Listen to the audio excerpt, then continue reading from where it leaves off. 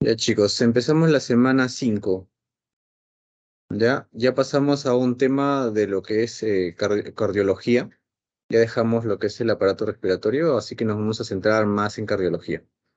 Ya, entonces, como primer punto, vamos a tocar lo que es el síncope, ¿ya? Síncope se va a definir como una pérdida transitoria de la conciencia y esto se va a ver afectado en una hipoperfusión cerebral.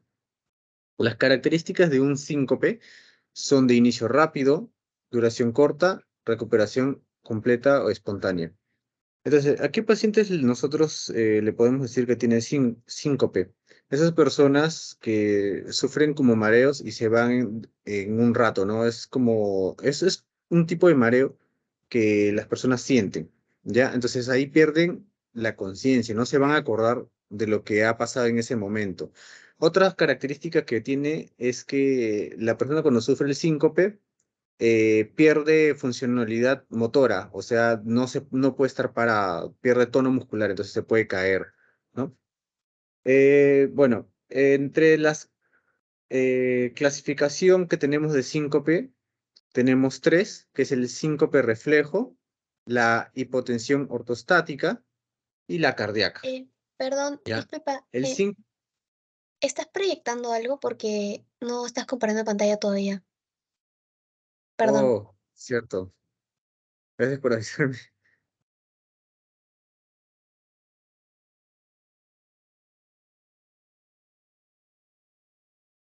¿Ahora sí se ve? Sí, muchas gracias.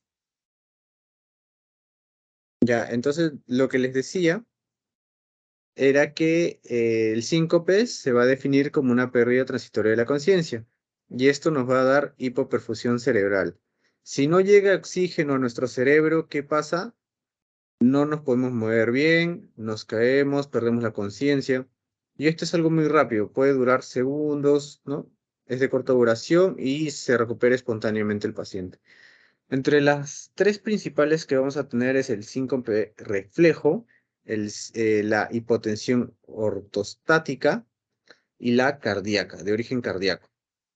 El síncope reflejo eh, es un reflejo inadecuado el cual lleva a que haya vasodilatación, ¿ya? Hay vasodilatación, o sea, hay una vasodepresión o hace bradicardia, ¿ya? Entonces nuestro paciente hace vasodilatación y hace bradicardia. O puede presentar ambas, ¿no? Es un mixto. Bajo cualquier de estos dos mecanismos se haga la perfusión cerebral, ¿no? Lo que decíamos. Siempre llegamos a la hipoperfusión cerebral, como acá.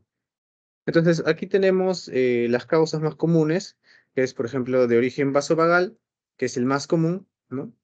Y es los puede dar por estar mucho tiempo de pie prolongado, por estrés emocional, y es más común en los que es las mujeres. Luego tenemos el situacional, donde tenemos que puede ser por una acción específica, ¿no? O sea, ya es un acto específico. Aquí podemos producir este síncope al toser, ¿no? Tose y se marea. Estornuda, se marea. O come y se marea, ¿no? Orina al orinar o defecar también. Luego tenemos la hipersensibilidad del seno carotidio, que esto mayormente es en ancianos y es más común en hombres. Entonces aquí ya diferenciamos dos cositas, ¿no? Que es la hipersensibilidad del seno carotidio es mayor en hombres y en ancianos y el vaso vagal más común en mujeres, pero del síncope reflejo, el más común de todos es el vaso vagal. Ya, aquí también tenemos causas como ponerse la corbata, afeitarse o giros de la cabeza, ¿no? O masajes carotídeos, que consiste en justo donde viene la carótida común o carótida primitiva, se divide en carótida interna, carótida externa, y ahí hay un botón carotídeo que si uno empieza a hacer masaje, puede producir baja de presión, ¿no? Hay vasodilatación, hay bradicardia y produce síncope, ¿no? Eso es por un lado. Ahora, tenemos la hipotensión ortostática, ¿ya? Que esto es algo muy importante, ¿ya? Muy importante, porque es algo que se ve muy común en consultorio, ¿ya? Muchas personas vienen por esto y por eso también lo preguntan. Un síncope por hipotensión ortostática es el más común el más común es que tenga una disfunción autonómica inducida por fármacos, ¿no? Caída de presión arterial por fármacos, ¿ya? Pacientes polimedicados, depresión de volumen que disminuye el retorno venoso y disminuye la precarga, como diarrea, vómitos o sangrados. En este caso también podría ser personas que pierden mucho volumen sanguíneo, ¿no? O sea, por ejemplo, te entras a un sauna y empiezas a perder mucho líquido, te podría dar la hipotensión ortostática. O no consumir líquido y estar en tanto calor, también podría darte una hipotensión ortostática, ¿ya? Es menos frecuente que ocurra un daño estructural del sistema nervioso autónomo, como la disfunción autonómica primaria o secundaria. Bueno, esto de aquí, la hipotensión ortostática, lo que trata y lo que siempre te van a poner es que el paciente está está echado, ¿ya? ¿Y qué pasa? Cuando se levanta, el paciente tiene síncope, o sea, se marea, se va. Puede ver borroso, puede ver verde, puede ver de mil formas, ¿no? Aquí hay un cambio de presión. Aquí la presión puede estar normal y de repente aquí se eleva o al revés, ¿no? A ver, cuando estamos acostados, la sangre se distribuye uniformemente por todo el cuerpo, ¿no? Por eso que aquí la presión está normal, ¿ya? Al incorporarnos, los reflejos actúan rápidamente para distribuir la sangre en todo el cuerpo, ¿no? Eso sería en una persona normal, ¿no? Pero ¿qué pasa cuando una persona no tiene tanto volumen sanguíneo, ¿no? Ahí es donde el corazón tiene que dar un impulso más fuerte, como para que la sangre llegue directamente al cerebro, ¿no? Y eso a veces demora. Por eso que aquí se puede quedar la sangre, ¿no? Aquí se queda la sangre y demora en llegar al cerebro. Y hay una hipoperfusión cerebral. Si se alteran esos reflejos al levantarse rápidamente, la sangre se acumula en las partes bajas del cuerpo debido a la gravedad y no llega suficientemente presión a la cabeza, ¿no? Entonces aquí puede tener un tipo de presión y aquí la presión aquí arriba puede estar disminuida, ¿no? Aquí abajo de repente está normal o de repente un poquito elevado. Pero tomarlo así, hay que recordar que aquí hay una diferencia de presiones, ¿ya? Cuando está echado y cuando está parado. Y esto de aquí, al pararse, da lo que es el mareo. Mareo, síncope, ¿no? Síncope. Y luego, por último, tenemos de origen cardíaco, un síncope cardiovascular, que dice bajo gasto cardíaco por arritmias, problemas estructurales o disección de aorta. Concentración de volemia, se cae la precarga y el volumen de eyección. Aquí tenemos primero las arritmias, ¿no? Las bradiarritmias, las taquiarritmias, enfermedades estructurales como valvulopatía, que lo vamos a tocar la siguiente semana, ¿no? Que son de las cuatro válvulas, un infarto de miocardio agudo, cardiopatía hipertrófica, que también lo vamos a tocar, y taponamiento cardíaco que ya hemos visto, ¿no? Uy. Entre otros, tenemos tromboembolismo pulmonar y la disección de aorta, ¿no?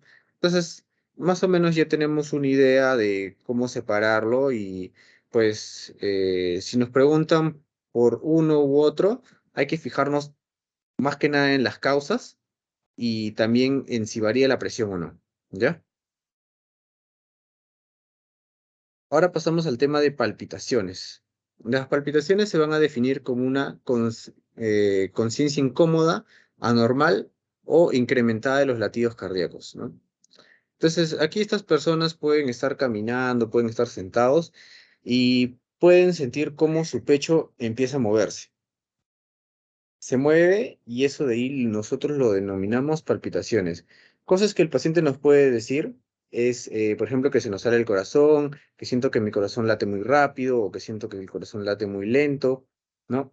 Todas esas cosas que el paciente siente, o sea, de forma subjetiva, nosotros lo plasmamos como palpitaciones, ¿ya?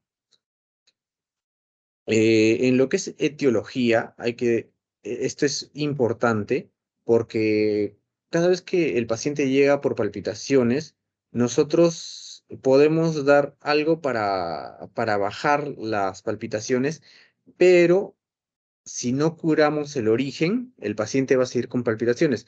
Entonces, aquí la etiología nos va a servir para nosotros cortar el problema de raíz, ¿no?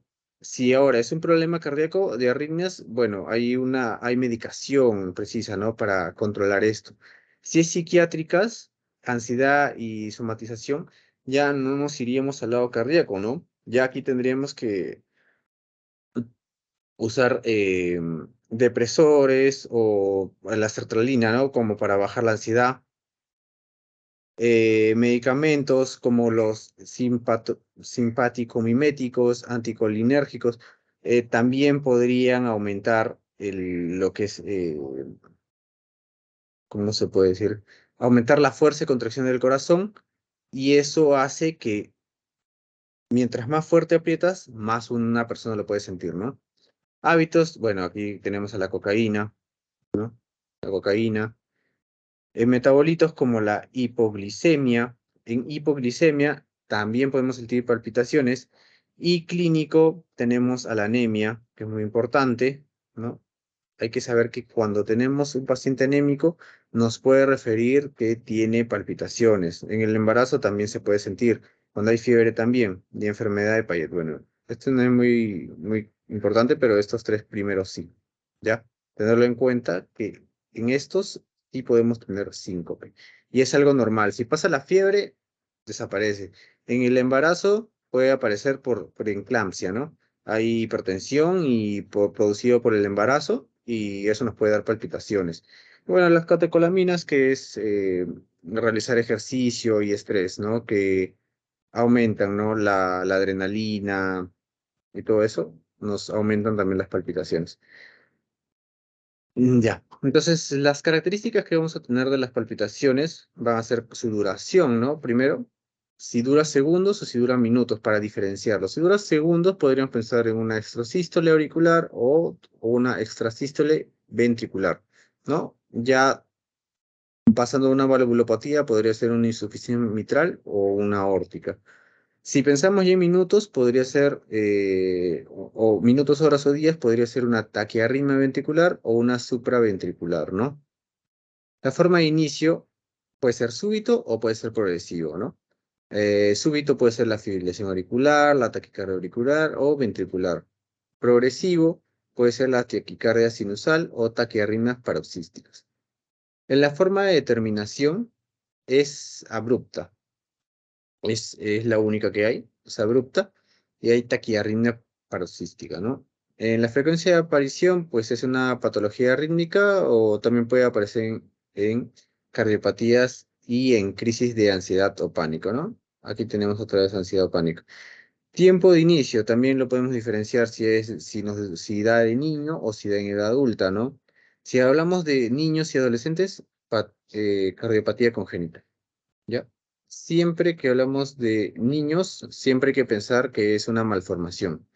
En edad adulta, mayormente son degeneraciones, ¿no? Aquí tenemos cardiopatías adquiridas, ¿no? Como degeneraciones, por eso son degenerativas, degenerativas. Y las taquiarritmias. En la regularidad de las palpitaciones tenemos irregular, regular, bueno, no se toca mucho eso. En la irradiación, que esto sí es importante, ¿no? Que hay que saber que las palpitaciones sí pueden irradiar al tórax y al cuello, ¿ya? Respuesta al tratamiento, se realiza cardioversión eléctrica o en algunos casos solo con medicamentos. Eso ya lo vamos a ir, en seminario lo van a ir desdoblando más cada uno de estos. Y el próximo ciclo también que tocan cardio lo van a tocar con más profundidad. Ahorita solo hay que enfocarnos a tratar de ubicar o saber qué es una palpitación, ¿no? Factores desencadenantes como el estrés o ejercicio o si aumenta el tono vagal. En factores de mejoría como maniobras vagales como es la maniobra de Valsalva o reflejos nauseosos. Bueno, la maniobra de Valsalva es esa maniobra que uno puja, ¿no? Y puede estar relacionada a las palpitaciones porque haces un esfuerzo, ¿ya? Ahora, algo bien tocado en exámenes es las arritmias, ¿no? Es algo que se ve mucho y posteriormente van a ver un poco más de estas arritmias y ver los electrocardiogramas, ¿no? Pero ahorita hay que enfocarnos en ver estas características que tiene cada uno, ¿no? Por ejemplo, tenemos la fibrilación auricular. La fibrilación auricular es la más común, ¿ya? La más común. Esto aparece mayormente en todas las valvulopatías, así que es algo que hay que tratar de reconocerlo, ¿no? Aparecen enfermedades cardíacas o pulmonares, embolismo pulmonar, hipertiroidismo. Aquí tenemos algo importante, hipertiroidismo y postoperatorios. Es irregular, ¿no? El ritmo es irregular, por eso hay que diferenciarlo con el resto, que el resto es regular. Aquí este es irregular. Es de inicio súbito, ¿ya? La frecuencia cardíaca va entre 100 a 220 y respuesta a maniobras vagales, ¿no? Las maniobras vagales, la frecuencia sí suele disminuir. Aquí tenemos la taquicardia por reentrada nodal auriculoventricular, ¿no? Que no es muy común, que ya aquí lo que es aumenta es eh, el rango, ¿no? El rango de frecuencia cardíaca es un poquito más elevada, ¿ya? Y aquí hay interrupción súbita. En la taquicardia auriculoventricular recíproca, lo que tenemos es algo parecido, ¿no? Que la por reentrada nodal auriculoventricular. Pero este sí es importante, el flúter auricular. Entre fibrilación auricular y flúter auricular es las dos más preguntadas, ¿ya? Eh, Igualito, tiene como antecedentes enfermedad cardíaca previa, ¿no? Aquí este sí es regular, por eso lo diferenciamos de la fibrilación auricular. El flúter es regular, es igualmente súbito y va más de 150, inclusive algunos dicen más de 200, ¿no? 200 por ahí. Y aquí, bueno, con las maniobras vagales suele disminuir el ritmo cardíaco. Ya, entonces aquí tenemos las dos, tanto fibrilación auricular como flúter auricular, ¿no? Que las dos se caracterizan por presentar una onda F, ¿ya? Entonces aquí al final hay una onda F, que es chiquita.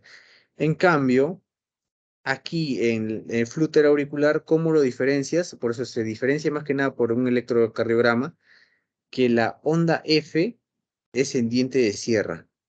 Se dan cuenta que aquí aparece esta onda, en cambio aquí o es muy chiquita o casi ni se ve, ¿ya? Entonces, para diagnosticar a un paciente, o sea, si tenemos el síntoma de palpitación, lo que nosotros primero tenemos que pedirle a nuestro paciente es un electrocardiograma, porque con el electrocardiograma nosotros vamos a ver en qué está alterado nuestro electro, ¿no? Más que nada, si está alterado en el P, en el segmento QRS o en el segmento T, o si aparece alguna onda extra, ¿no? Como la onda U o en este caso la onda E.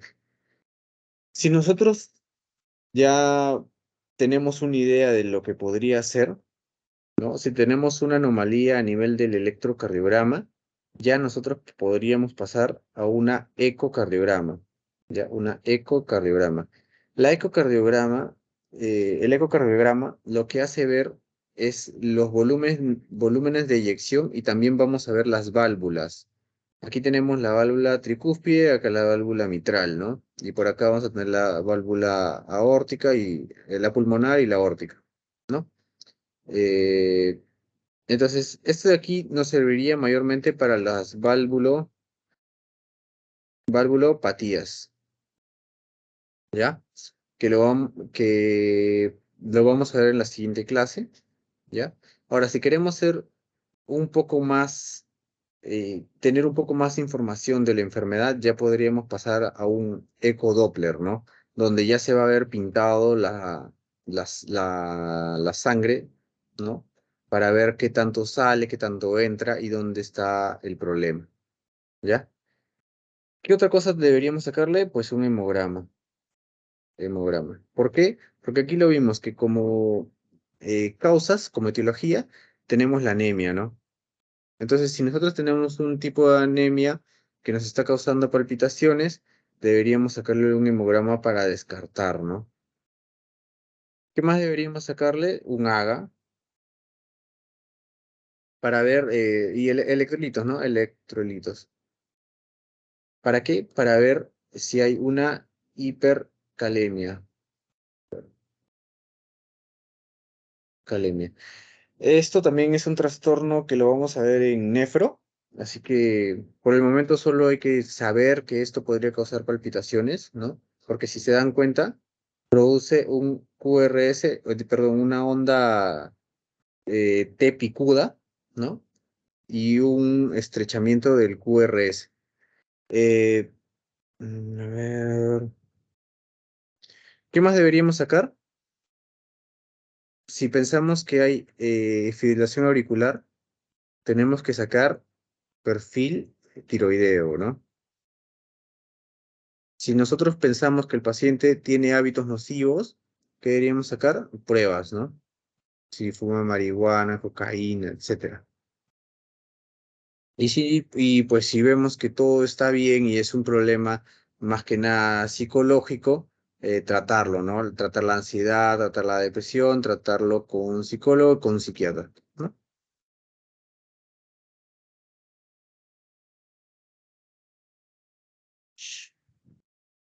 Ya, ahora pasamos al examen físico cardiovascular, ¿ya? Aquí vamos a tener lo que es el pulso arterial, más que nada el pulso carotidio. Carotidio, ¿ya? Entonces tenemos que nuestro pulso es de esta forma. Esta es la forma que tiene normalmente el pulso carotidio, ¿no? Es una onda así que después tiene una pequeña meseta aquí y luego baja de nuevo, ¿no? Entonces vamos a tener patologías. Por ejemplo, el pulso amplio o magnus es algo normal que se podría encontrar, ¿ya? Eh, se podría encontrar en una insuficiencia aórtica, en un hipertiroidismo, en anemias crónicas, en hipertensión arterial, en lo que es fiebre, ¿no? Ejercicios. Es algo que puede ser normal en ciertas ocasiones y bueno, si se dan cuenta, lo único que hace es agrandar nuestra onda normal. Entonces no interfiere mucho en las patologías, ¿ya? Pero en cambio, el pulso amplio o Magnus, ¿no? Y Zeller, que ya empieza a aparecer más acelerado, ¿no? O también le llaman pulso colapsante de Corrigan, ¿ya? Que este sí es importante. Este sí es anormal. Ya, si se dan cuenta, ya cambió toda la estructura. Ya no tiene esta mesetita ni esta parte de la onda. ¿Ya? Y esto se ve en insuficiencia aórtica grave, ¿no? Acá ya pasamos a grave, ¿no? En fístulas arteriovenosas. Luego tenemos el parvus o el pequeño o parvus, ¿no? Esto también puede ser normal en ciertas ocasiones. ¿Ya? En una hipotensión arterial, si se dan cuenta, acá es hipertensión y acá es hipotensión arterial. Hay estolias, ¿no? Una estenosis mitral, una insuficiencia cardíaca, ¿ya? Pero este de aquí, el pequeño parvus y tardus, ¿no? Ambos juntos, parvus tardus, sí sería patológico, ¿no? Acá sí es algo anormal, ¿no? Como una estenosis aórtica grave, por eso dice que ya es grave. Esto de aquí ya no nos da, no es un buen indicador, ¿no? Y si tenemos un pequeño Seller o Parvus Seller, ¿no? Hablamos de una insuficiencia mitral.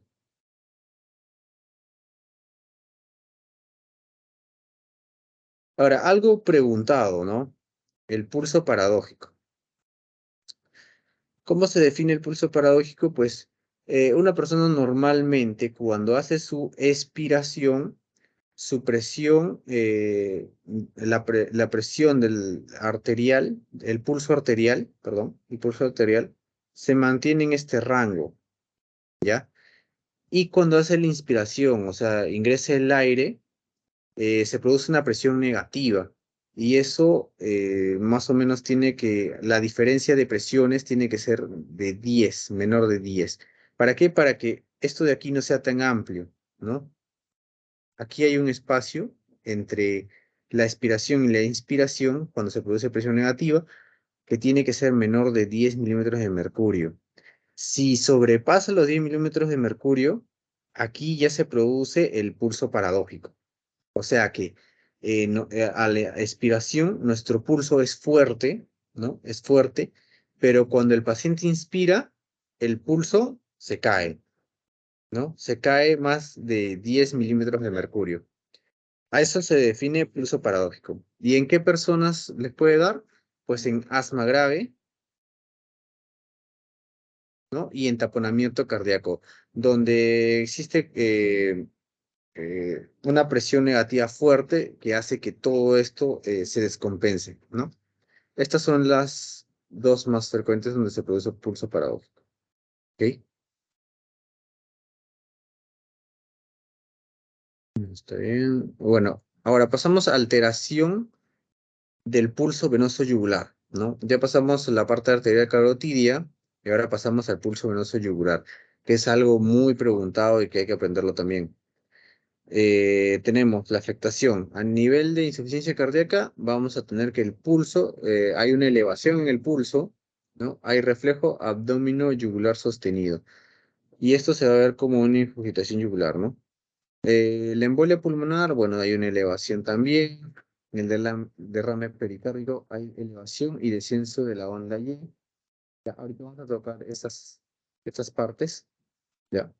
Porque esto de aquí es lo que ha venido en parcial, y estos vienen los que son pasitos, ¿no? Pasitos, sí. Ya. Aquí tenemos constricción pericárdica, ¿no? Aquí tenemos el signo de Kussmaul, ¿ya?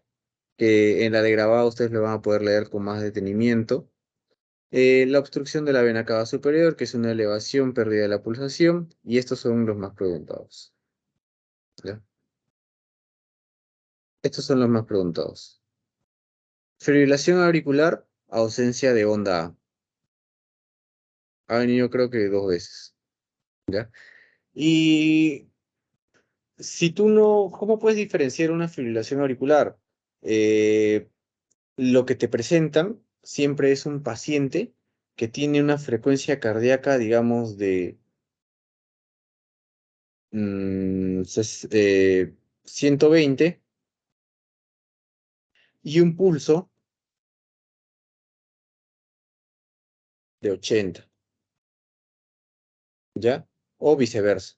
Entonces, este cambio, se supone que por cada latido, tú debes sentir un pulso, ¿no? Lates 60 veces, tu pulso debe ser 60 veces. Si hay un desequilibrio entre pulso y frecuencia cardíaca, ¿no? O sea, por ejemplo, acá pongámoslos al revés, ¿no? Creo que es más común encontrar acá 80 y acá, por ejemplo, 160, ¿no? Que creo que es más común. Esto de aquí significa que el corazón, cuando se contrae, no se contrae completamente. Y en vez de hacer así, hace así, ¿no? Entonces no es una contracción completa y no se siente como una frecuencia cardíaca, ¿no? Una frecuencia cardíaca es así, y entonces hay una media frecuencia cardíaca. Pero en cambio, cuando tú vas a la arteria late por sí sola también, entonces ahí de repente sí se siente, ¿no? Entonces esa diferencia entre frecuencia cardíaca y pulso lo vamos a denominar como una fibrilación auricular, ¿ya? Que se traduce como una ausencia de la onda A.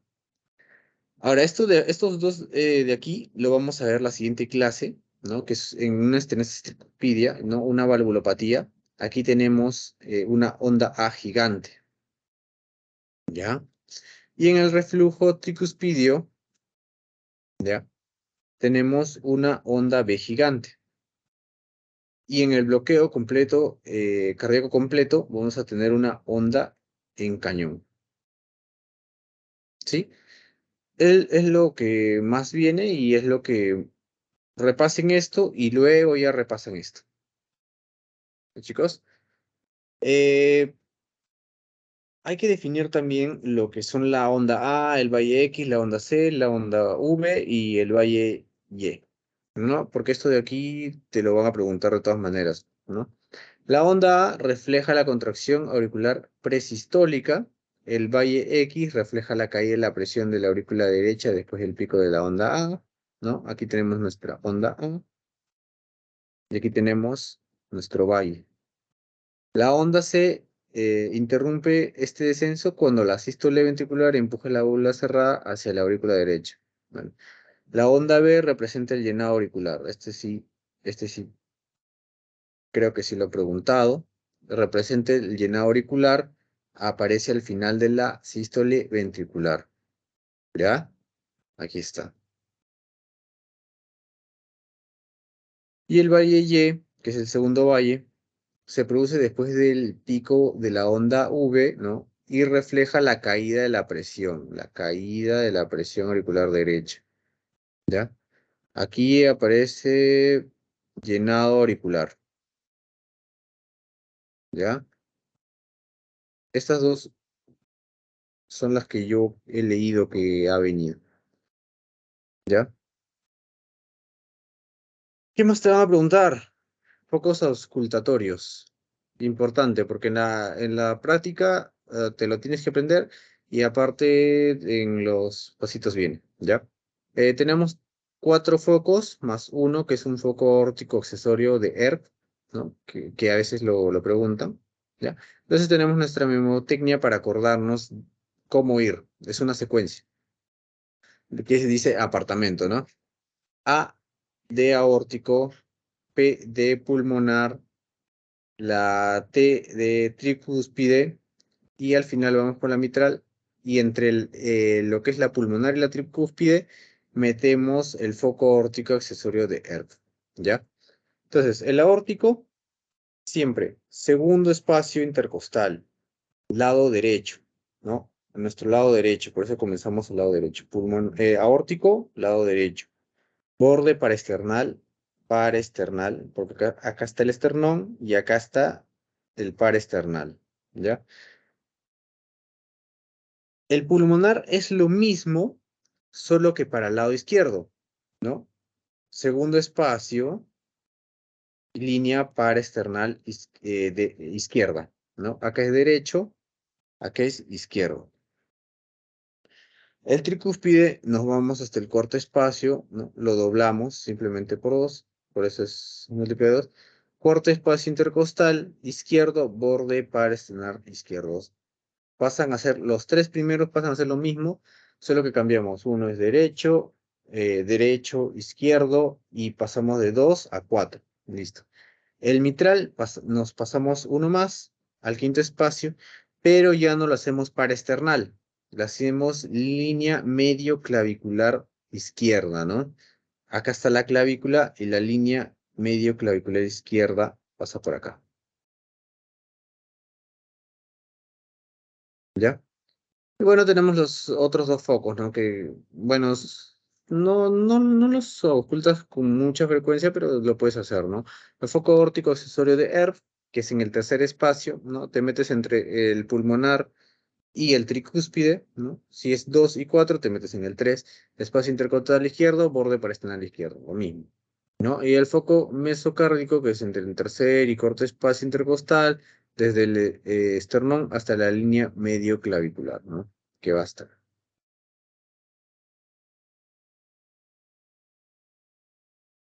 Esto de aquí lo aprenden bien, porque también si van al hospital si están yendo, seguramente el doctor lo que va a hacer es decir, auscúltalo, ¿no? Y te va a preguntar foco por foco, ¿ya? Así que de todas maneras viene y tienen que aprendérselo. Ahora, grados de intensidad de un soplo, ¿no? Los soplos son, prácticamente se podría decir que es un tercer ruido, que es anormal, ¿ya? Esto de aquí mayormente aparecen en las valvulopatías, que lo vamos a ver la siguiente semana, ¿ya? Pero hay que ya ir teniendo una idea porque esto ha venido también en pregunta, ¿no? Hay que aprenderse los grados. En el primer grado, ¿no? Si decimos que un soplo es de primer grado, lo auscultamos lo ausculta un personal experto en condiciones óptimas, ¿no? En segundo grado puede ser auscultado por un personal inexperto en condiciones óptimas. El tercer grado es auscultado fácilmente y no tiene frémito, ¿ya? El cuarto grado es un soplo fuerte y es con frémito. El quinto grado es muy fuerte y es auscultado con frecuencia sobre una zona amplia con frémito. Muy fuerte, fuerte, ¿no? Así vamos yendo. Y tenemos el sexto que es extremadamente fuerte y es ocultado sin estetoscopio. ¿Ya? Entonces, de estos mayormente preguntan los cuatro últimos también, ¿ya? Pero eso no quiere decir que los primeros no puedan venir. Y ahí creo que hay otra tablita más donde hacen otro tipo de características de estos dos que de repente lo busco y si lo encuentro se los paso por el grupo, ¿ya? Pero estos de aquí sí han sido preguntados y pues es algo que, por ejemplo, este grado 6 ustedes lo van a escuchar posiblemente cuando roten por pediatría en pacientes con síndrome de Down, ¿no? Que los pacientes con síndrome de Down usualmente tienen cardiopatías, ¿no? Nacen con cruces arteriovenosas, un montón de problemas cardíacos y se forman soplos enormes, ¿ya? Que de todas maneras alguno van a ver, ¿ya? Bueno, y aquí tenemos los tipos de soplos, ¿no? Por ejemplo, aquí hay un soplo, si no me equivoco, estos son los soplos sistólicos, ¿no? Como un pansistólico, eyectivo, protosistólico y telesistólico, que son antes del segundo ruido, ¿no? Entonces nuestro tercer ruido estaría metido en el sístole, ya, sístole. Y todos estos tienen características que, bueno, de repente ustedes podrían explayarse un poquito más porque es algo larguito, ¿no? Y que no suelen preguntar mucho en el parcial, pero sí podrían preguntarlo en pasitos, ¿no? Las características de cada soplo, ya, características de cada soplo. Y aquí tenemos los soplos diastólicos, ¿no? Protodiastólico, mesodiastólico, telediastólico. Y bueno, uno que sí se pasa en todo, pues, que está entre la sístole y la diástole, ¿no? Está en todo, ¿ya? Voy a ver si esto de aquí también lo podemos ampliar un poquito más la próxima semana porque los soplos aparecen en las valvulopatías. Entonces hay varios nombres que se le dan a estos soplos. ¿Ya? A ver si la próxima clase aumentamos un poquito más eso. Y ya por último tenemos el electrocardiograma, que también ha venido preguntas. Las derivadas son 12, ¿ya? 12 derivadas. 12 derivadas, ¿ya? Y aquí lo que les pueden preguntar es, eh, en plano frontal, unipolares, ¿cuáles son las derivaciones que usted podría encontrar, ¿no? Y son estas. ABR, ABL, ABF, ¿no? Si les preguntan, en plano frontal, ya no las unipolares, sino las bipolares, ¿cuáles podría encontrar? Las de 1, de 2, de 3, ¿no? Y en las precordiales, o plano horizontal, ¿no? Solo existen las unipolares y va desde la B1 hasta la B6, o sea, B1, B2, B3, B4, B5, B6, ¿ya? Podría ser un tipo de pregunta que se plantea. ¿Y chicos?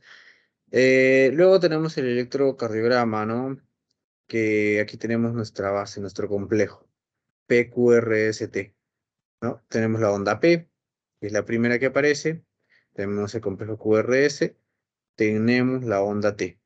Y en algunas ocasiones aparece aquí una onda U, ¿ya? Que lo vamos a detallar aquí. Eh, para sacar en nuestro electrocardiograma la frecuencia cardíaca, ¿ya? Nosotros tenemos que utilizar una formulita, ¿ya?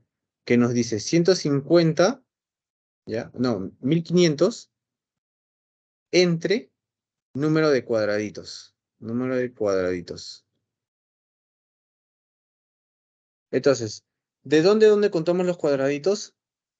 De R a R. ¿Qué significa? Que miren, a ver, vamos a borrar esta parte.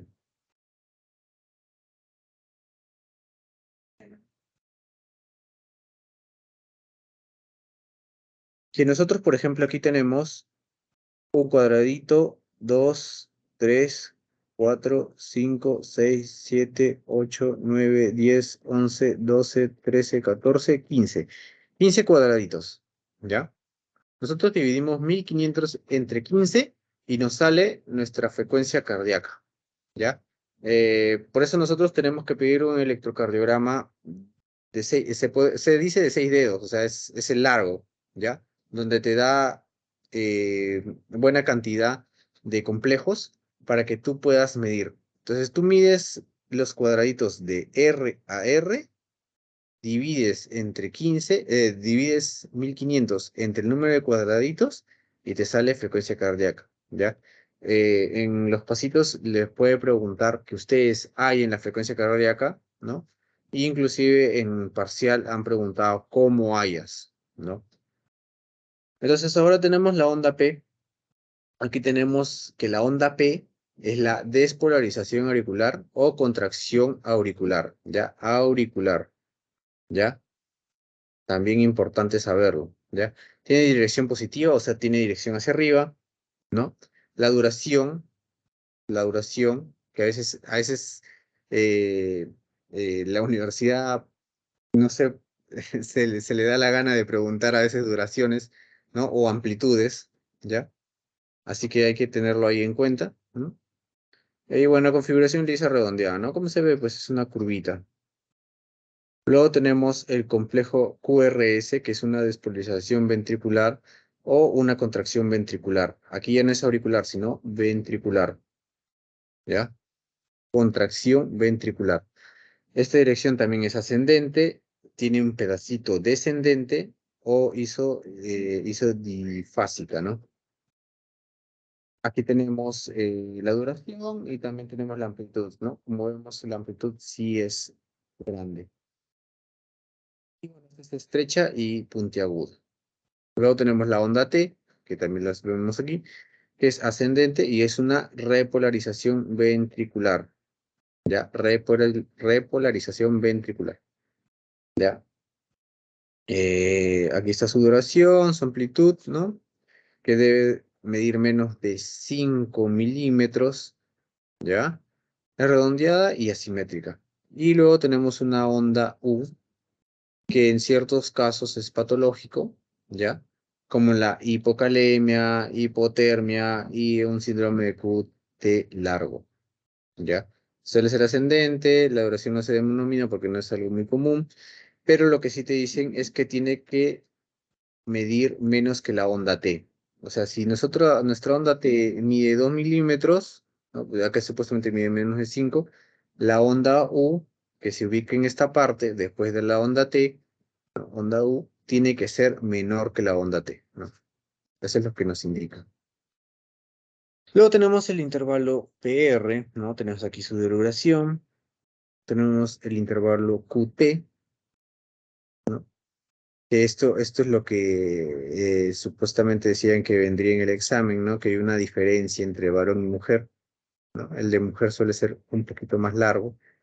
El intervalo RR, perdón, intervalo RR, que nos mide la frecuencia cardíaca también, eso nos va a indicar si hay una arritmia y si hay una fibrilación auricular, ¿no? En el segmento PR tenemos aquí su duración, ¿no? Que es igual que el QT, son cosas que no se tocan mucho, pero el segmento ST sí es importante porque esto lo vamos a ver en infarto de miocardio agudo, ¿ya? Porque te van a decir infarto de miocardio agudo con elevación de segmento ST o sin elevación de segmento ST, ¿no?